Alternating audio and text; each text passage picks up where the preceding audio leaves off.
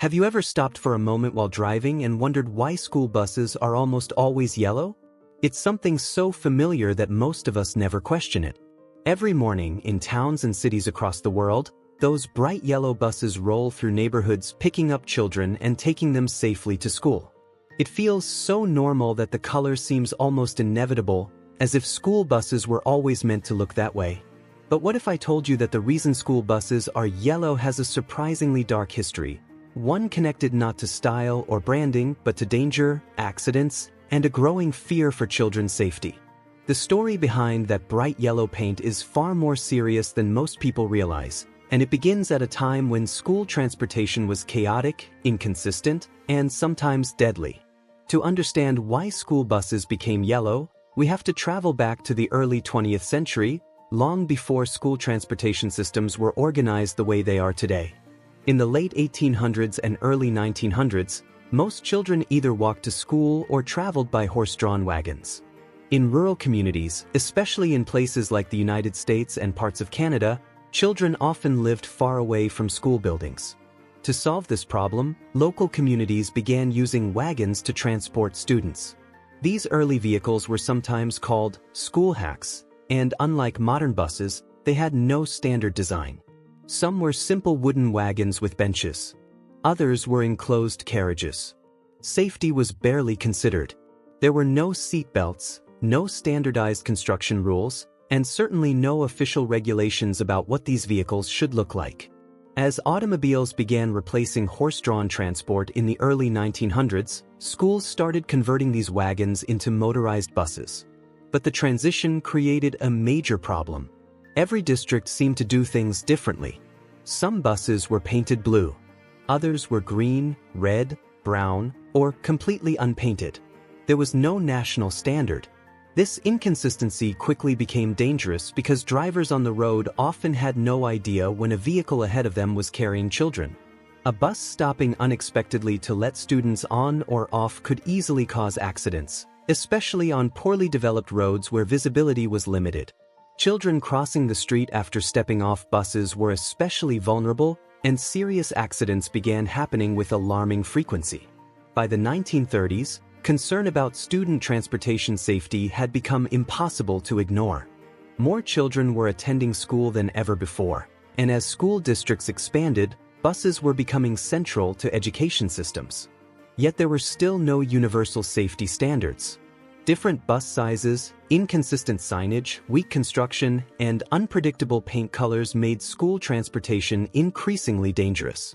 Parents, educators, and transportation experts began recognizing a troubling reality. Children were getting injured and killed simply because other drivers could not quickly identify a school bus on the road.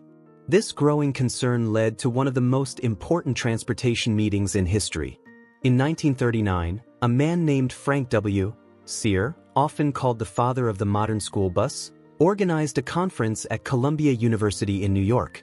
Sear was a professor who specialized in rural education and had spent years studying transportation challenges facing schoolchildren. He invited educators, transportation officials, engineers, manufacturers, and safety experts from across the United States and Canada. Their mission was simple but urgent: create national standards that would make school transportation safer. For 7 intense days, experts debated nearly every aspect of school bus design. They discussed emergency exits, bus dimensions, seat spacing, construction materials, and safety equipment. But one of the most important decisions involved something that seemed surprisingly simple: color. They needed a color that drivers could immediately recognize from far away, even in poor weather conditions: fog, rain, dawn, dusk, or snow. The goal was not appearance. It was survival. They were trying to solve a deadly problem. After extensive discussion, they settled on a very specific shade of yellow-orange. Today it is commonly known as National School Bus Glossy Yellow, though many people simply call it school bus yellow. The choice was based on science rather than aesthetics. Researchers understood that the human eye notices yellow more quickly than many other colors, especially in peripheral vision. Peripheral vision is what allows drivers to notice objects without looking directly at them. Yellow naturally stands out against most backgrounds: gray roads, green trees, dark buildings, cloudy skies, and catches attention faster than darker colors. There was another reason yellow proved especially effective. Experts realized that black lettering stands out extremely clearly against a yellow background. This meant words like school bus painted on the vehicle could be read quickly from a distance. Drivers approaching from far away would immediately understand what type of vehicle they were seeing and react accordingly.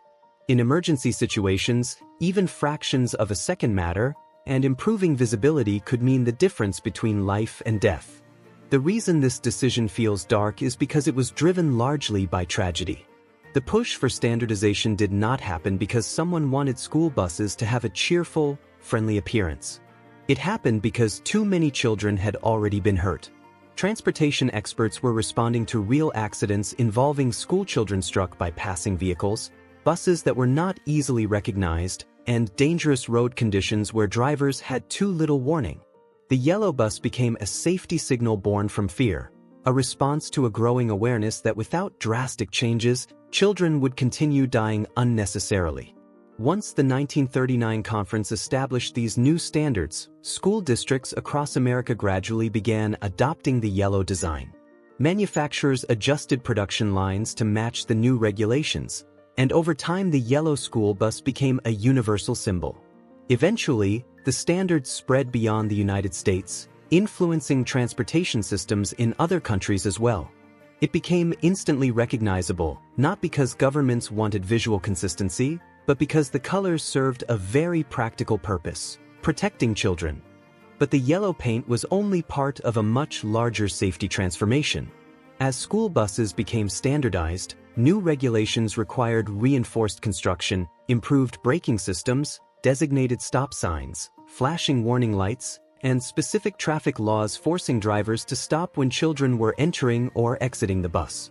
The yellow color worked as the first layer of warning, but additional systems were introduced to create multiple levels of protection. The goal was to make school buses impossible to ignore. Interestingly, psychologists later confirmed just how effective this color choice really was. Studies showed that yellow is one of the easiest colors for the human eye to detect quickly.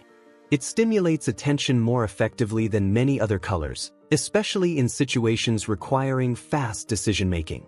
This explains why yellow is often used in warning signs, hazard indicators, and emergency equipment. In the case of school buses, this psychological advantage helps drivers react faster, particularly when children may suddenly cross roads in unpredictable ways. What seems like a simple design choice is actually one of history's quiet reminders that sometimes the brightest colors hide the darkest reasons behind them. A simple school bus, a familiar shade of yellow, and a story built on humanity's determination to protect its children at all costs.